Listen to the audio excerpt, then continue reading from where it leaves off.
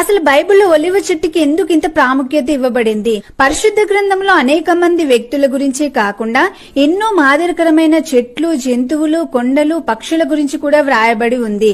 మనం బైబిల్ చదివేటప్పుడు చాలా సార్లు ఒలివ చెట్టు గురించి చదువుతాం. ఈ ఒలివ చెట్లు లోకంలో ఉన్న అన్ని చెట్లలోకెల్లా ప్రత్యేకమైన విలువైన చెట్టు.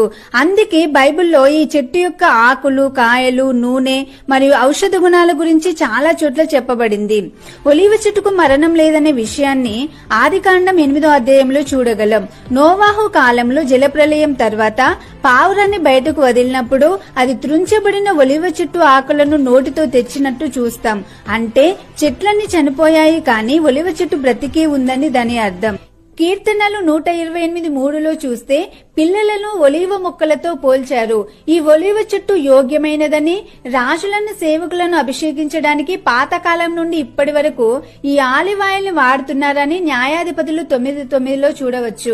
ఈ లోకంలో ఉన్న petrol, diesel, kerosene, palm oil ఏ నూనెకైనా పొగ వస్తుంది, కానీ ఒలివ నూనెకు పొగ రాదు. అందుకే నిర్గమకాండం 27:20లో చూసినట్లయితే భూమి మీద ఎన్నో చెట్లుండగా దేవుడు మోషేను ప్రత్యక్షపు గుడారంలోని దీపవృక్షంలో ఆలివ్ నూనెనే వాడమని చెప్పాడు.